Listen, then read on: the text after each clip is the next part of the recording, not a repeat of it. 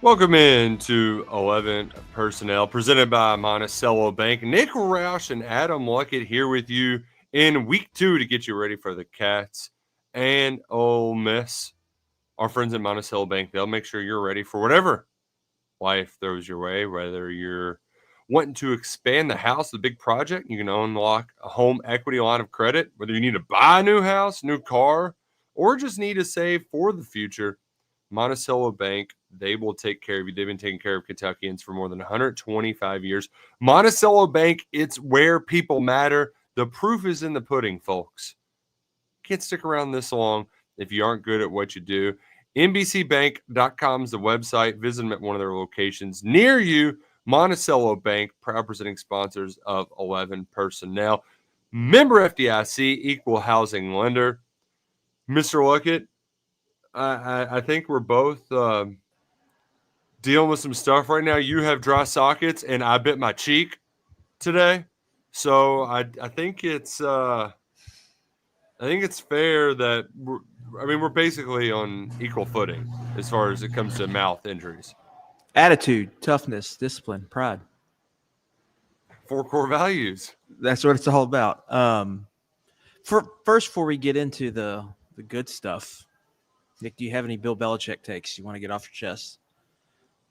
Not really. I mean, it's one of those where I wasn't feeling froggy enough to actually bet on the Horned Frogs. I didn't want to go there. There was enough uncertainty, but I mean, did anybody think that roster was very good? The answer would be no one cared about the roster. It was just that it was almost like the players are equal, and so Bill Belichick was going to give them this advantage. 70 new players on that roster, Nick. It was worse than I expected, but we gave out TCU on Pigskin Preview. It was in the Luckett's Locks column for a reason. The TCU team, I think, has got a chance to be like top 15 good. So I think there's a lot of overreactions. I think there's overreactions in both sides of that game. Like North Carolina is not going to be a good football team, but they play in the ACC. Yeah, and they'll win 7 Scott games. Frost. Yeah, you're gonna look up and they're gonna win some games. The whole it was for this week more than any other week 1 I can remember. Just the overreactions were crazy to me. Oh yeah. Like people are talking about this Miami receiving core, like it's just the best. And these guys, like they've got one freshman, Malachi Tony, who by the way they call Baby Jesus. That's his nickname, the most South Florida nickname of all time. Who might be awesome. This little slot receiver they had a great game, but these other guys they have were not couldn't even play for BYU and LSU last year. So that was an overreaction, I think. Obviously the Arch stuff. Yeah. Both sides really. Overreaction. It was just, and then obviously the Kalen DeBoer stuff too. So it was just, I'm very interested to see how all these week 1, these huge storylines play. Like, what do they look like on Halloween? Yeah, I don't think that Kalen DeBoer overreactions are too overreacting just because it's a theme from a year ago. And they got their ass kicked in such a physical manner that it's not to say that the blueprint is out, but you can go manhandle Bama. They aren't – it's clear they aren't who they once were anymore. Yeah. Also, he had to follow Nick Saban, so there was going to be a drop off. So I think we have to ask ourselves, obviously Bama fans are going to freak out, right? But there was gonna for people outside of the realm, there was going to be a drop off. Just how steep is it? It's looking pretty steep right now. We'll see if they can find their footing. But he walked into kind of an impossible job. I like it though because they kind of deserve it, I mean, let's be honest. They had 20 years of awesomeness, and you're due. You're due to take some lumps. And we're due earlier than expected with a little bit of injury. Yes, I just gonna say it just dropped. I will read it for the good people. 11 personnel out. Nick, it looks different this year. Yeah, it does. I like the layout better. Nick Happy Smith out for Kentucky. David Washington Jr. out. I was going to do it. Oh, okay. If you want to do it, Yeah, all right. Yeah, I'm in here. I figured we keep a tradition. I did it one year. You do the Thursday, Friday. I do Wednesday.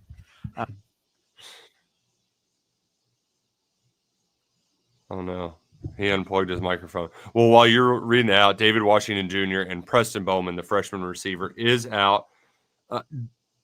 Noticeably questionable, Jamarian Wilcox, who had a domestic violence / sexual behavior. I don't know what the hell the exact terminology for, but he had a hearing today. He's listed as questionable instead of just outright out. And Mr. Luckett, he was actually at practice today, noticed that Wilcox was out there.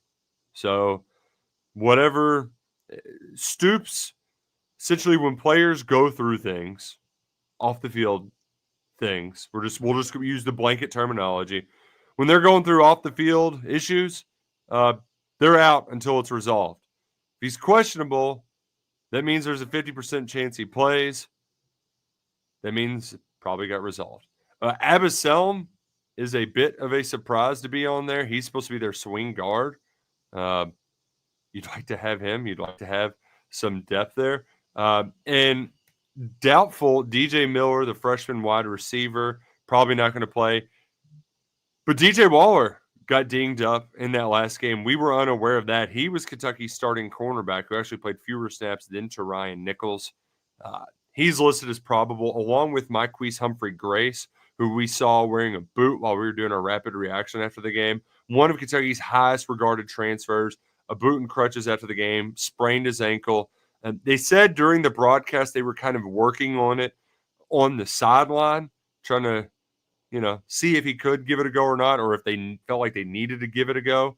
But they didn't put him back out there. So both Waller and Humphrey-Grace, two defensive starters, listed as probable.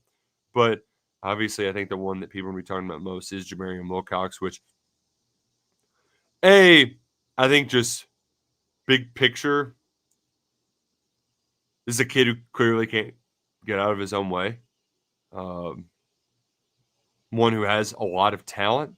And Van said it Monday on the KSR football podcast, like that opening drive against Louisville is very emblematic of his career.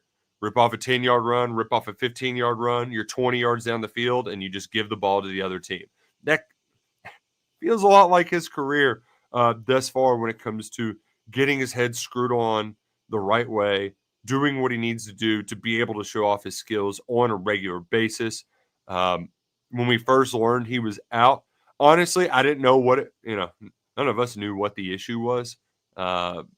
And in my mind, I was kind of like, okay, good. We don't have to spend a bunch of time with people sweating about a guy who's now RB4, who wasn't going to get a chance to play. Patterson was RB3, and he didn't get a carry last week. So he's pretty far down the depth chart as is. I don't think they're eager to necessarily give him a chance to run the football. And then this happened. And I know there was I'm not exactly sure if the hearing was a court thing or if it was a UK Title IX thing. But the details got shared in a tweet that was widely dispersed where they were pretty messed up, for the lack of a better term. Ticked a lot of people off. And I know there's a lot of folks out there who were once wanting to see him out on the field, don't want to see him out on the field. Well, he's listed as questionable. Stoops is clearly giving him a pathway back to the team. This issue is probably resolved. But whenever Stoops was asked about Wilcox on Monday, somebody was unaware of the situation. And Stoops said he hoped that he could find a way to get him the ball in the future. But I think for the time being, or for the foreseeable future, he would be out. Nevertheless, I'm not banking on Wilcox getting carries against Ole Miss. Meanwhile, at Ole Miss, they've ruled out 3 players, a pair of receivers. I know that Luke Haas, the tight end, he had an offseason injury and was he was out game 1, and they weren't really sure. I mean, he didn't dress, so like to go from not dressing to playing seemed highly unlikely. But I believe Caleb Cunningham was kind of a big portal get for them at receiver. The one that I was looking out for, Jalen Braxton, is mentioned as questionable. He was a defensive back too that got ruled out because of a medical situation right before last week's game. That was a bit of a surprise, but I think the other just noteworthy one is another tight ends on that list, Daquan Wright. So they might be a little thin. There's a big guy who I don't believe he had 4 receptions for 78 yards and the big touchdown to start the game. If you went back and watched any of the game against Georgia State, they ran a play action and leaked the tight end out, and Wright was running with nobody around him. He ended up scoring from 38 yards out. So he is listed at questionable going into this game. One thing that we did learn in the first year of doing this stuff is that Lane liked to play games. It won't surprise you. He liked to play games with the injury report. He likes to play games with the media. So, like, this shouldn't surprise you that he kind of took a Belichickian way in that first year. But so far, 3 guys out. I think the 5 who are listed as questionable. This could vary wildly. I remember getting very, very irritated a year ago because we were doing this, and he listed, 20 guys as probable. And that was not a lot of fun for us. Ultimately, they only ended up being without a couple of guys. But this is a part of the regular rigmarole, the availability reports. The first one will come out on Wednesday nights during the show. We'll be able to react to it, and then they will be updated nightly just after 8 o'clock Eastern time, between 8 and 8:15, something like that.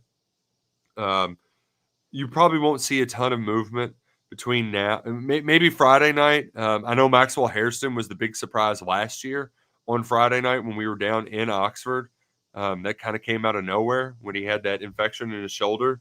But ultimately, the final report will be issued an hour before kickoff on Saturday. So there you have it. I think I touched on all of the high notes, Mr. Luckett, while you were getting that out to the people. I appreciate you doing a little TCOB and taking care of business.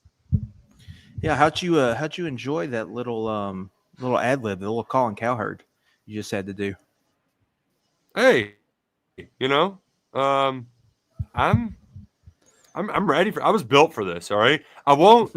Which of all of the takes from the Belichick experience, Colin Cowherd saying that he's the second best college football coach of all time after the first drive. It's almost like he was tapping Cold Takes Exposed on the shoulder, asking to get in that timeline, in that feed that night. Yeah, I think the best thing about the Belichick experience is that we've gotten, like, similar to the Deion thing. People are just coming out of the whole NFL space into college football and then just firing some things off. Really, Nick, availability report, my couple takeaways. One, probable means they're playing. Like, something would have to go wrong for them not to play if they're listed as probable. So good news on McQueese Humphrey-Grace and DJ Waller Jr. Now we learn why DJ Miller, the true freshman receiver, wasn't suited up last week. He was the guy that they thought could play this year. So this is 2 games in a row he's probably going to have to miss.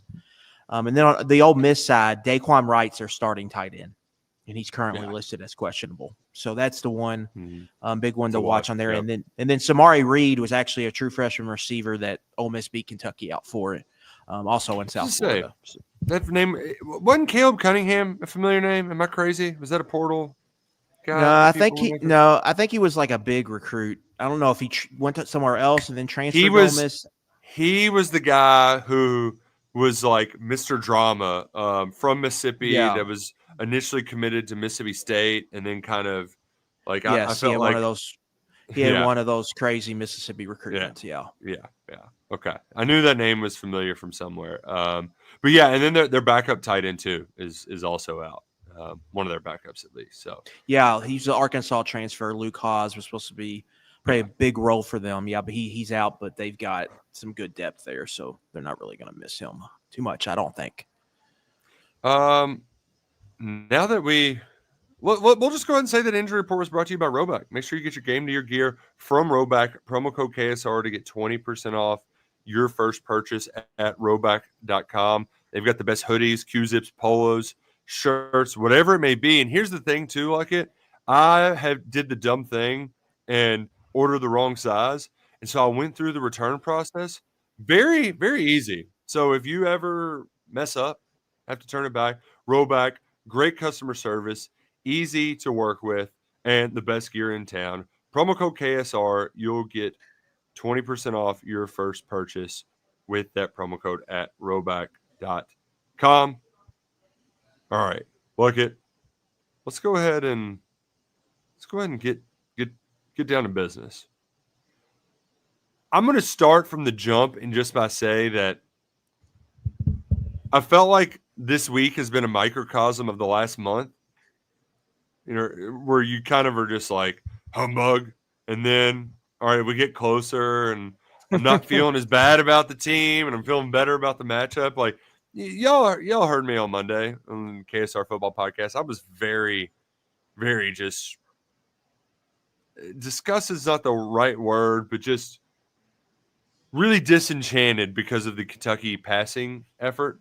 And I don't feel significantly better about that in particular, but I do feel better about all the other areas and feel like, okay, well, if you're doing those things right, and then this is the worst passing performance of the season, then I can see a scenario here. And I wasn't locked into Ole Miss Georgia State on Saturday night, and when you go box score looking, you see they had more yards than any other FBS team. You're kind of like, oh God, what the hell are we getting into? But you look closer into it, and that box score is highly, highly misleading of what they actually put on tape. So I'm feeling better about the game. And damn it, I'll end up getting myself talked back into a win. But I think our job tonight is not only to share why it wouldn't be so far-fetched if Kentucky pulled off the upset, but also discuss sort of what the potential outcomes would mean for Mark Stoops and co. So that's kind of where I'm at mentally. Luckett, is there anything said this week by the coaches and players that makes you feel better or worse about this game between the Cats and the Rebels? I wouldn't say nothing said that's made me feel worse, nothing that's been said that's made me feel better. My overall takeaway from that game was whatever you thought of the team, whether you thought they were going to surprise or whether you thought it was going to be another awful year like last year, wherever you fall on that spectrum, the first game should not have changed how you feel about that. It went mostly like I thought it would go. I obviously didn't think they would throw for 8 for 24 for 85 yards. Yeah. But other than that, it went mostly how I thought it would go. I thought the defense would win the day. They would kind of own that matchup. I thought offensive line, they would lean on them. They'd be able to run the football. And that's kind of what happened in that game. I thought Toledo would win the turnover battle just because I thought I trusted their veteran quarterback more. And their secondary has playmakers in it. And you saw the peanut punch to get one of the turnovers. So the game played out like I thought, like I think most people thought it would. When you kind of looked at the matchup, close game, Kentucky would be in control, and then just a play or two at the end would probably determine if the spread was covered, which was what happened. And so I don't think your thought process should change. And I think going into this week, obviously, there's the you see the like your point. You see the Ole Miss scores and what they do, and they light up the scoreboard. But also, like we've seen Kentucky match up well with them in these last two games. The last two games was pretty much if Kentucky could score 24 points, they can win the game. Yeah, and I think it's the case. And I think if they score 24 points in this game, Nick, I bet they win. Yeah. So I don't think much has changed, and then we'll have to see if they can go and do it. But there's some reasons I think to feel optimistic about this matchup with Kentucky and Ole Miss. Just last year, Kentucky it came off they threw for 44 yards and then they had Georgia on the ropes the next week, like a week to week. It's not the first time Kentucky has thrown for less than 100 yards. To me, they played to their identity. Like the passing game's not going to be a strength now. It's a big picture, I think, topic. Like why is it so hard? For them to pass the football. Right. But just in this in-season vacuum we're in right now, it's not something I think you should overreact to because it's just something that's going to happen over a 12-game season with this football program. They're going to have a game or two where they just look like that. Yeah. Pass game wise. Yeah.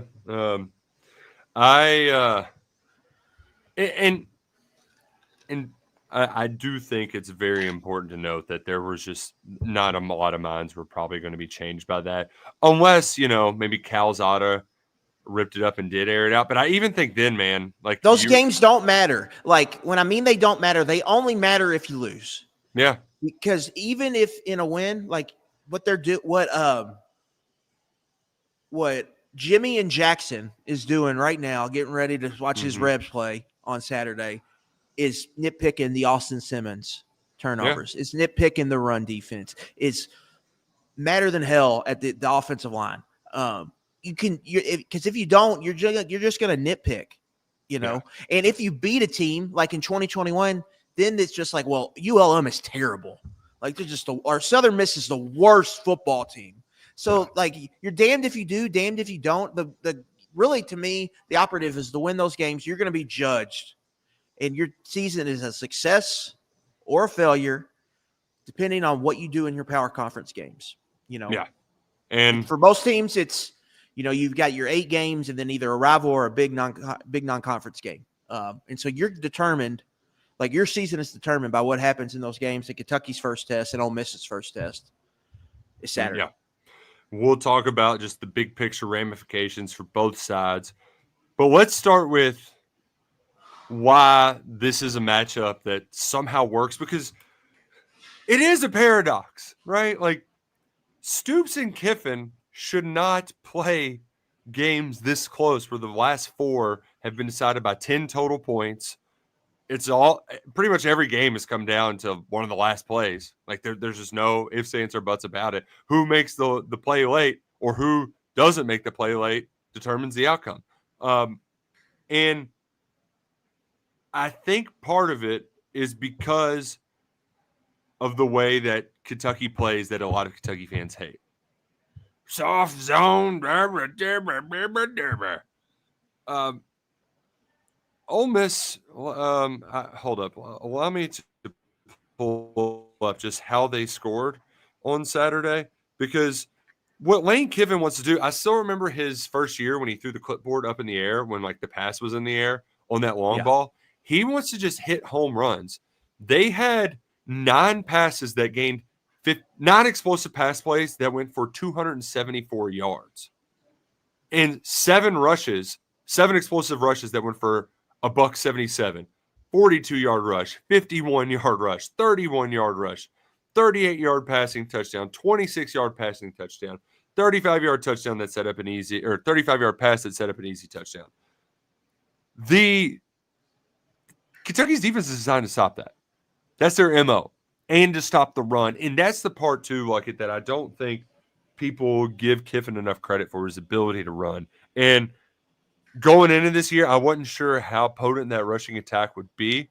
They had Diggs, who transferred to LSU the year prior, if I'm not mistaken, and then was hurt last year. Or is he Notre Dame? Notre Dame first. Yeah. Then he went to LSU for a year. So he's at LSU in 23. Yeah. Then he went to Ole Miss in 24, got hurt in the preseason and never really played. Now he got a red shirt, and now he's back at Ole Miss. But he was not the primary guy. They were going to Kawan Lacey, who 4-star, top 200 guy that initially committed to play for Mizzou. True freshman year, didn't really do anything. Transfers to Ole Miss, and now he's kind of their guy. He's their guy, yeah. Yeah. And he's more of a jitterbug, I would say, than your traditional bruising type back. But for me, like if I'm going to take away something from last week's game that does make me feel good about this one, is Alex Afari and the Kentucky run defense, because they can make them one-dimensional and force Austin Simmons to play hero ball, and that's the key to beating a team with a young quarterback. Yeah, a couple things here. I think the run defense is huge in this game. That's how you kind of slow down this offense, is you're able to stop the run game and you take the RPOs and the tempo out of it because they're not churning out first downs. So that's huge. Like, you've got to stop the run. You can't give up the gashes. in the run game, and you've got to make them earn it. And Ole Miss, their big weakness, the biggest weakness on their football team is the offensive line. The offensive line play was not good last week against Georgia State. Now, this scheme can work around that, but in some of these conference games when things get close and it's a tight game, like you got to be able to stop the run. So that's key. Like Kentucky has to win. Yeah, that matchup. It's a non-negotiable. Yeah. They just have to, and you have to be watching the game and be like, "Well, Kentucky's winning at the line." Even if you're not the biggest football person, you should be like, if Kentucky's going to win this game, you're going to be in the game, whether you're at the stadium or at home or at a sports bar or wherever you want to watch it, and you're going to notice, wow, Kentucky's like winning at the line of scrimmage. Well, and particularly, we'll stay with Ole Miss offensive line versus Kentucky defensive line. The first pick that Austin Simmons threw, he threw picks in their first two non-scripted drives, so drive 2 and drive 3. The second one, man, that guard just got ragdolled. I mean, he just got thrown. Like the Georgia State guy just threw him off and went and crushed Simmons, and it was an easy pick. I think David Gusta might be a little bit better than that guy. You know, First time starter at center. Bryson Sanders will make his second career start Saturday. Road environment. They returned both tackles, but both those tackles were just fine last year. Mm-hmm. Nothing special. Diego Pounds and Jaden Williams, and then a guard. Pounds is a great name for a tackle, by the way. Yeah, he was a big get out of the portal from North Carolina for them back, not this past season. Oh, yeah, I remember him. Yeah. He's just fine. And so then two guards. One is P.J. Wilkins, a Charlotte transfer, and the other is the right guard, Patrick Kudas, who played at Arkansas last year.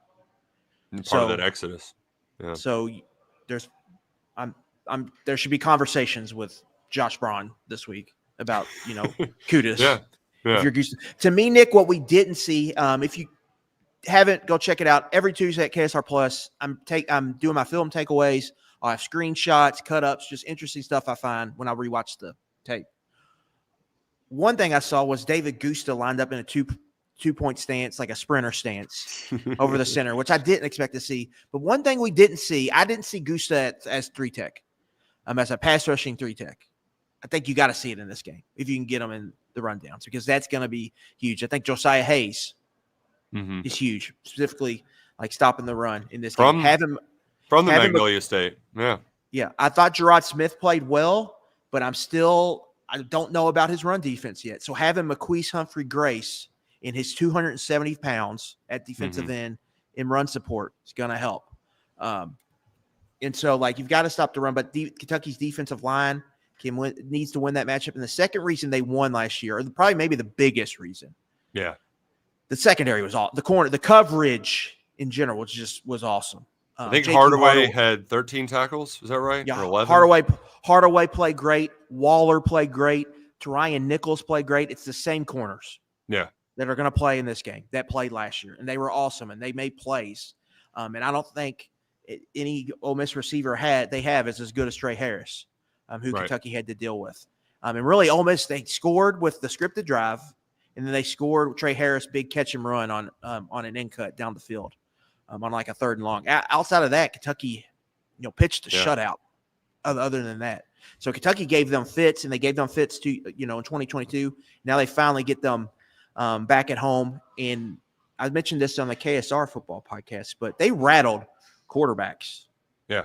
And even Jeff Brom in his post-game press conference. Now, if you don't want to put any salt in this, I understand. But even he said, you get in trouble if you drop back and pass against this defense. So we were committed to, that's run the damn ball. Run the damn ball. Hugh Freeze even, Auburn. If Auburn doesn't say, we have Jarquez Hunter, let's give the ball in his belly, I think Kentucky probably wins that game. The pass defense, they were able to rattle some quarterbacks. And I think they even gave Gleason some problems in week 1. If that holds true, Simmons' first start, the center's first world start. So they need to take advantage of this. And that gets me, I want to say this before you go, Nick, my last overarching point. This line smells like a homeless man who hasn't bathed in 3 months. This line absolutely stinks, betting spread. It absolutely stinks. I don't think enough people are talking about it, in in the betting space. Most of the power rankings that you look at have Ole Miss as like a top 10 to top 5 team. Yeah. They have it's this like a spread 17 15 to 16 points. Yeah. 17 points is where the spread is, pretty much a touchdown under that. Yeah. Do the Brian Windhorse meme, right? Ask yourself why that is the case, because it doesn't make sense. So you add all these things up and some other things we're going to get to. Like, I really think this aligns well for Kentucky, and I think we could look back on this game potentially as being the biggest moment of the season. It's got that potential to me. It certainly was last year, and I think the part that hammer meet nail, the difference does come down to those little moments and who's making the big plays. And Kentucky had been pretty unlucky in a lot of those. Sometimes it was football happens, right? Like DK Metcalf and Lonnie Johnson, those are two NFL guys. Well, one of them got paid a lot more than the other one. They both played quite a bit. I think Lonnie's still hanging around about 8 seasons later, but he just mosses on him late in that game. You have a missed PAT in another one, or just costly, dumb mistake kills you. That game down in Oxford in 22, there was about 4 game-changing mistakes, and they made 2 on their final 2 offensive snaps that are absolutely crucial. But last year, Kentucky was opportunistic, and Ole Miss also they missed a kick. They had a chance to send that bad boy into overtime, right? Kentucky's offense was just not bad enough. Yeah, they fumbled the ball into the end zone to go ahead score. They had some lucky bounces. They had to throw the bomb down there. They had some lucky bounces, but they won that game because of the defense. But. Yeah, in my point that I'm that pass rush really looked like they're going to give the secondary about 3 chances a game for turnovers, or I think they're going to create about 3 turnover worthy plays. They did that and maybe more against Toledo, and one was picked off. I think a couple of those throws might have been able to be picked off. There was one of the safeties who just missed off, where Gleason was under pressure and let it sail, and Ty Bryant wasn't able to get there in time. But then you also had the 2 strip sacks where the ball, they just aren't able to get on the ball. When those opportunities present themselves, you can't let Lenora Sellers fall back on the ball, because that's what happened in the third quarter last year, right? They got on the ball twice, and then it gave them just enough light at the end of the tunnel to get those engines revved up and go kind of put them away. When the pass rush gets those chances, and there's not going to be many, because Ole Miss, they play fast. It's hard to get lined up quickly and be able to tee off and do exotic stuff. So you kind of got to get after Austin Simmons on early downs, or force them into 3rd and long on the first down before they get one. Because once they get a first down, man, they go quick, and it's hard to get back to that line and be able to pin your ears back and go. So making the most of those opportunities that's the best way to set up this offense for success, because Ole Miss isn't a bunch of world beaters, but they do have Xavier Lee's big old boy in there. They got some big old boys in there. I think it is going to, even though they were a little leaky in their run fits, it's going to be harder to run them. It is, just because you got bigger bodies to move, right? I think if the optimistic me would say that McGowan gets his feet under him and he's able to get leaky a couple of times, but I'm not naive enough to know that, or to believe that this offensive line is going to completely bully Ole Miss's front 4, because there are some dudes up there. Yeah, we know what the challenge for Kentucky's defense is, but we know they can do it. We've seen them do it before. The task that is on their plate this week. We've seen them play winning football, and they're going to give, as long as it plays out like that, and as long as Kentucky, I think, avoids catastrophe, which what I mean by that is just big busted play touchdowns or bad turnovers on offense or just big mistakes. As long as they avoid catastrophe, they're going to get in this fourth quarter and have a chance to win it. The big question to me, Nick, is can they score enough points to win this football game? That gets us back to the passing game. Obviously, they're going to have to throw for more than 85 yards and have more than 8 completions in this game. That's enough. That's that's just known, especially with Ole Miss. They got a brand new secondary, like it's all transfers in their secondary. And you mentioned their defensive line. All of the defensive linemen they're going to play, at least the starters, are all former like top 200 recruits, blue chip recruits. Deshaun Womack transferred from LSU, but most of these guys are recruits that they got in. And even the front seven has got some playmakers like Suntarine Perkins is a guy they're going to have to know where he is, number 4 at all times. He's kind of one of those linebacker edge hybrids that they can use in a multitude of ways. He's fun really name dangerous. Too. Sounds he's really like gonna. Is he from Florida? He's from Mississippi. Suntarine should be from Florida. That just sounds like some weird hybrid fruit that's grown outside of Ocala. You know? Yeah. So he's dangerous.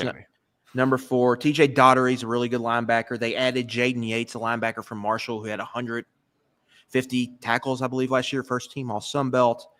So they've got a pretty good front, but there's a big but here. Mm-hmm. Ole Miss has not been a good run defense under Kiffin any year except last year. When they had a bunch of NFL guys. When they had 5 had 5 draft picks, 4 played in the front 7. One was Walter Nolan, who was one of the best, maybe the best defensive tackle in the draft this year. Princely Umemielen was really good. And Jared Ivey. JJ Pegues was a draft pick. Jared Ivey didn't get picked, but I believe he just made a team. And he was like, people like the draft community was really shocked that he went undrafted. He had like a lot of 4th round, 3rd, 4th, 5th round grades. So they had a stacked defense last year. These guys are playing this year a lot younger. They've got a couple second-year sophomores playing big roles. Womack didn't, played sparingly at LSU. He's in a bigger role now. So, like, it's a different front, and they have not been good at stopping the run, really. Now, Golding, this will be his 3rd defense, so he had improvement his first year. Second year was awesome. We'll see what they do this 3rd year with a younger cast of characters, but they've been pretty much sub 50 in every run game statistic you look at. And so they've had struggles stopping the run.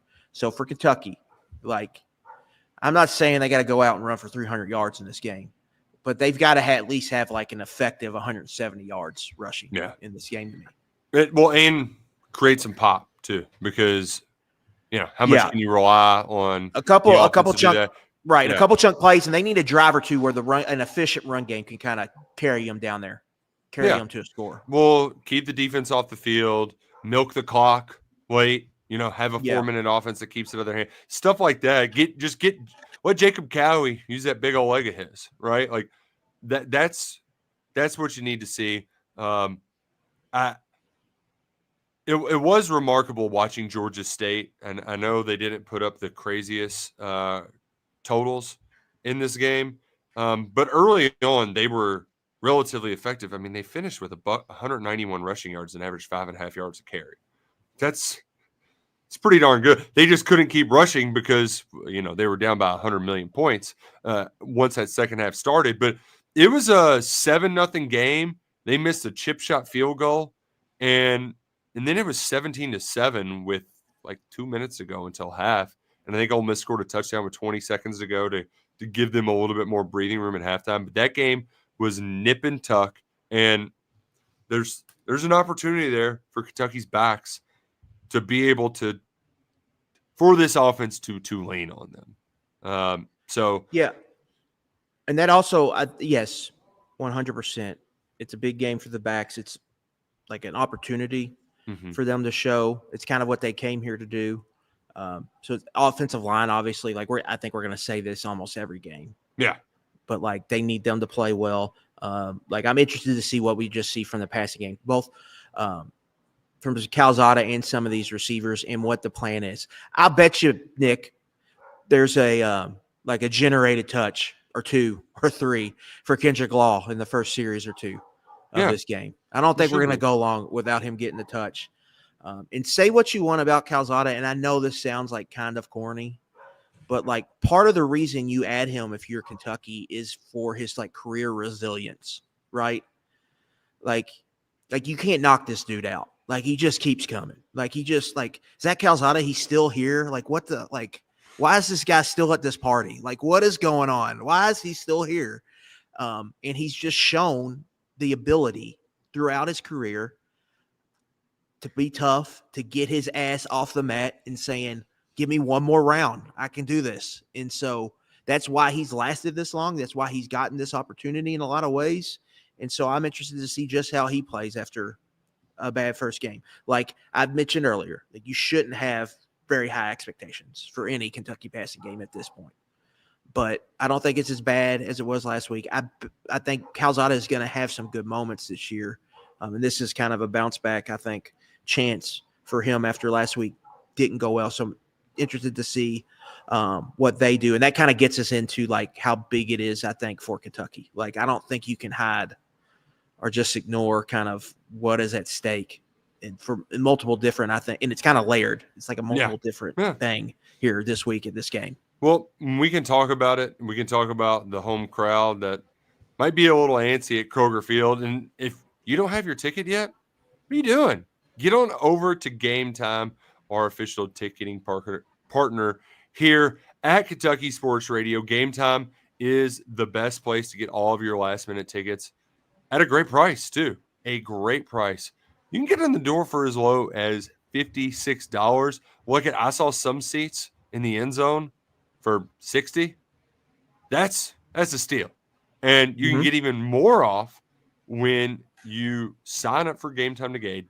Download the app and use code ON3. You're going to get $20 off your first purchase at Game Time, which is the fastest, most efficient, best way to get tickets delivered directly to your phone. Take the guesswork out of buying college football tickets with Game Time this fall. I was doing the thing like it where I was trying to help my dad get his tickets, and I'm like, I just wish we could just go through Game Time because this is so stupid. This is so silly. Game Time, it's much easier. You don't need to have 5 people to help you get the tickets onto your phone. You can see where your seats are, pick it, boom. They've got the best deals, they're flash deals too, to get you the best prices for your tickets. It's a big game this Saturday. You need to be there. Get in there with Game Time. When you sign up, use promo code ON3 for 20% off your first purchase. Terms apply. Again, create an account and redeem code ON3, ON, the number 3, for $20 off. Swipe, tap, ticket, go. Download the Game Time app today. Look it. I'm a little worried there's so many tickets available on Game Time. That's okay. They said it was like 50. Was it 52 was the announced crowd last week? Yeah. I think it was 52. Like, there's probably not 52 there. It's probably what, like 43, 44? Yeah, something like that. So it's going to be more than that. But, like, do you have a prediction? Like, and you could just do like a percentage. I mean, I'm just shocked that it's not a sellout. I'm not. Based off this offseason and their lack of trying to, like, lack of a better term, their lack of trying to sell tickets. I don't really know what else to call it. Ambivalence, right? Indifference. Yeah. Yeah. There is an indifference directed towards it. I think people over there will be shocked at how many seats are available because it's been a given in recent years. They didn't really have to do anything. These were the kind of games that were just sellouts. I mean, this is South Carolina this time last year. We're going back to like 2018 where they had that huge game against Mississippi State and they could not get people to buy tickets. It was they had to go. They had to go to the 606 and didn't they give them to like youth teams or whatever to get a Cash good crowd there? And, gave a bunch out. And it being an awesome crowd. It was rainy. It was really raucous, but I think they're going to be surprised by it. But it'll be the kind of patchy corners. The corners are a little bit empty up top. So, about 56 or so. But it's looking like it's going to be pretty great weather again, like mid-70s. Like you don't get this in September for 3:30 kickoffs. Right. The first tailgate opportunity, really. I mean, last week you get 12:45 is nice as a tailgate because like you at least get that extra 45 minutes is a big deal, I feel like. Specifically from time going. But this is a real tailgate.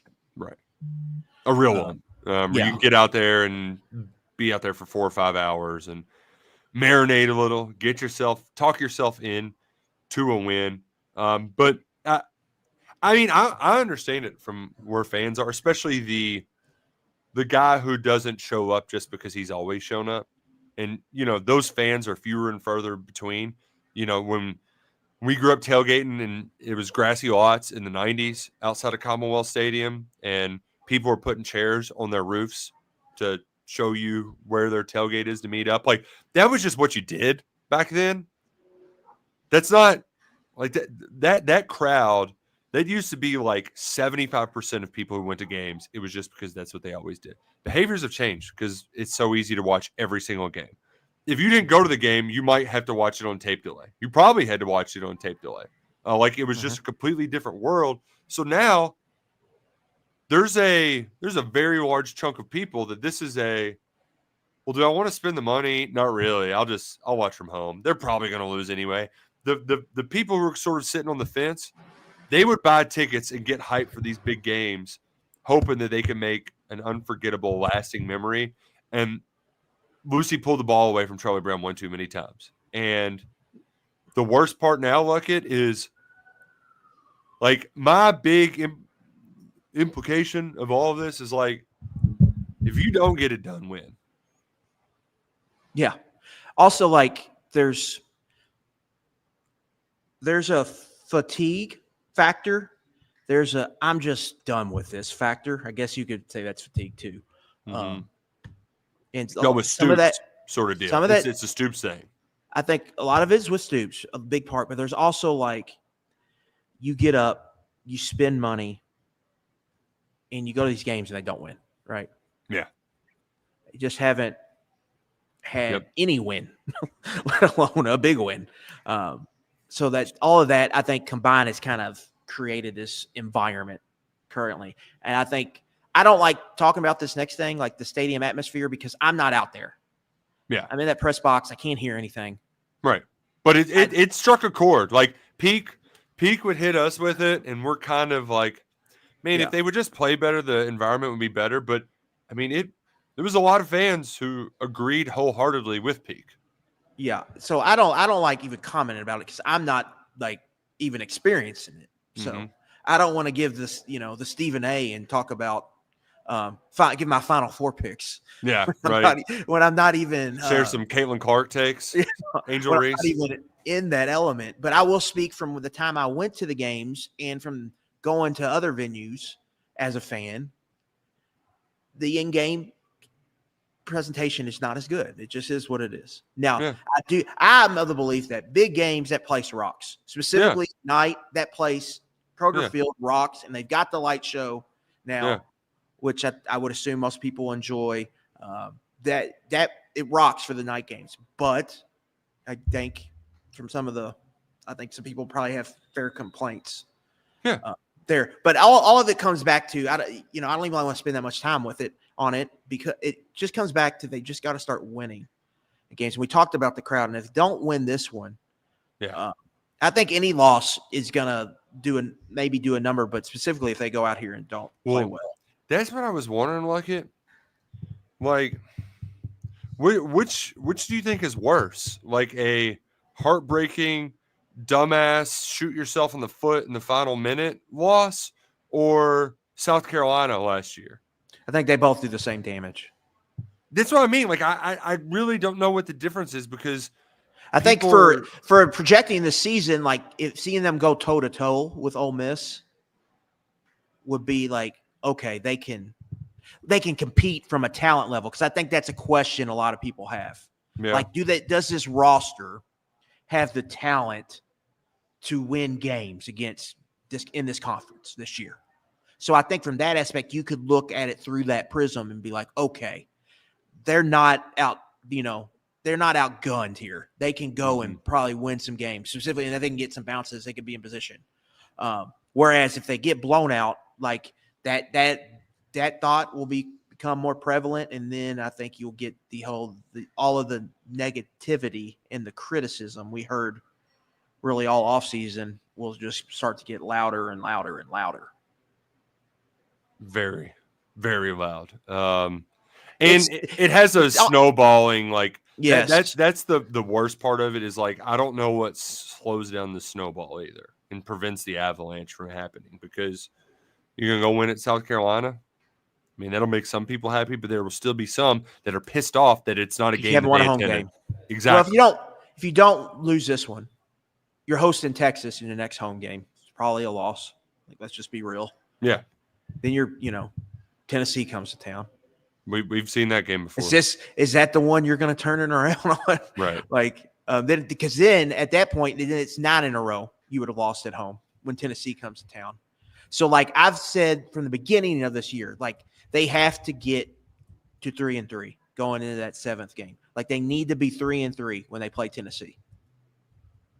Like they have to do that. They have to beat one of Ole Miss or South Carolina. While I think beating South Carolina, like winning against Shane Beamer, would really do. A lot of people would get enjoyment out of that.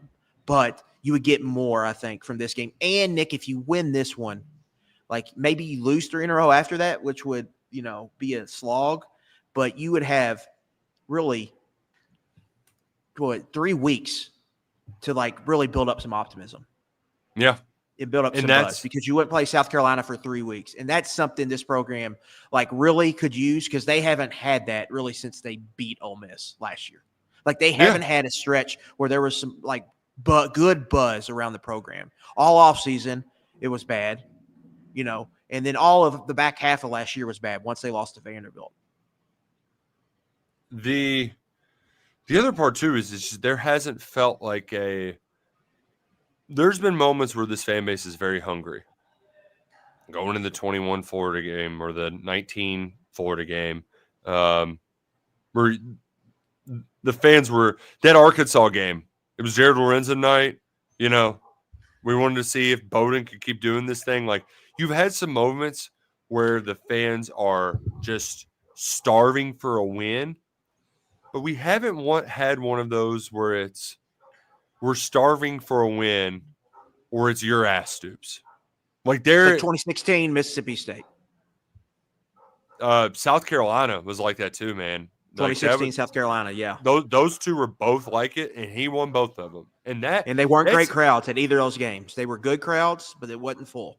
That's where part of me does just like I got to give Stoops some benefit of the doubt, and that benefit of the doubt is when this dude's backed into a corner and when things seem very unlikely, like he finds a way. He punches through the gray. He finds a way to get out of this hellhole. And, like, would it shock me if Calzada connects on 3 of those long balls and, like, they're 2 Jamori Macklin instead of second-year player who hasn't really proven anything? It wouldn't shock me, right? Like, tight ends rack up a bunch of catches and, like, oh, they scored 27 points. Okay. This could be something. Because that's really what you're doing is you've got the defense. Let's get a couple more explosive runs and a couple more explosive passes. And you might be that honestly might be enough. I know Ole Miss put up 1,000 yards last week, but that's what they do against these bad teams. They run up the score, right? This is a 19-year-old. You're going to hear that a lot. A 19-year-old college graduate in Austin Simmons, who he does have a lot of tools, and there's some pretty passes in there, but he's trying to find the balance of hero ball versus make the right play. And we've never seen him play a road game yet. That's a big variable in this game. We don't know which way it's going to go, but like it's probably I wouldn't assume it's going to be super smooth. For him. He took some chances early on and then kind of backed off the pedal and then cranked it back up and guys were just running around wide open in that game. If he takes some chances and they get taken away, is he going to have the audacity to keep going out there and keep making those big chances? Right? Like keep pulling the trigger. Yeah. There's a whole like the strings they're pulling and that kid's going to be pulling in his brain to keep it right. Like it's asking a lot. Kentucky can get in his head and they can make this a ball game. They just have to capitalize on those big opportunities. You're not going to get them all. But if you keep playing clean football and you're creating havoc on defense, you can be having some fun at the Kroger. And there's also a lot of conversation and dialogue about like this being a revenge game.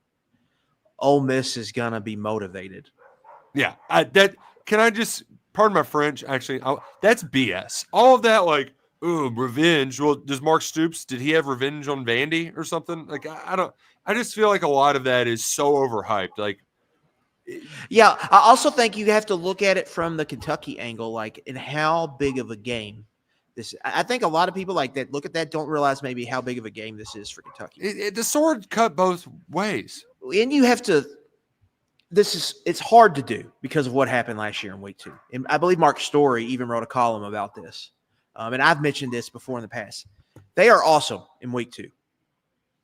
Like, you just go look what they've done in week 2, specifically like the first SEC game, which a lot of times week 2. Some of their bigger wins have been week 2. Like the 2 Florida wins down there in the swamp were week 2. He's won big home games in week 2, like 2021 beating Missouri at home in week 2 was kind of the catapult for them. They were a 25th ranked team. Maddie Mock, shout out. Yeah, that one was whenever that one was. Some of the South Carolina wins. I believe his first win down there in 2015, first road win was week 2 game in Columbia. So, like, they've played, like, and there's a lot of years where they played their best game in week 2. So, also, like, Lane Kiffin and them maybe have been planning for this all offseason, but so has Kentucky. Like, now we'll see. Now, last year was a disaster, right? So you have to kind of just like, all right, that didn't happen, but you kind of have to consider it. But they've been at their best week 2. So I really do think they're going to come out and, I don't know, I would be surprised if they didn't play well. Like, if it plays out like last year, Nick, I would be really surprised. And that's talked myself back into it. Preseason, this was the game I had circled as Kentucky's big upset. And, my faith may have wavered some, but hey, we're all emotional people, right? We get caught up in it. I was trying to go have some cold beers with my friends at a reunion on Saturday night, and I was just watching Kentucky throw incomplete passes. I wanted to see a few more fireworks. I got a little over emotional. But when you look at the game in totality, the Cats certainly have a chance to make some magic this Saturday at Kroger Field. Kickoff's 3:30 on ABC, the big one. Going to have a big audience there. The first SEC game of the season. Cats are looking healthier, and they're poised to land a few right-left hooks. But can they deliver the haymaker that knocks out Lane Kiffin for a second straight year? We only got to wait a few more sleeps before it all goes down at Kroger Field. We'll be back tomorrow sharing our picks and thoughts on the weekend slate. Luckett went 3-0. I went 0-3, so you know exactly what to do. Play Luckett, fade me. It's going to be a fun time when we're dishing those out tomorrow afternoon about 2:30 on the KSR YouTube channel. Subscribe to get live notifications every time we go live. We appreciate you joining us every single week right here, all football season long. He's Adam Luckett. I'm Nick Roush. Go Cats and go Kroger.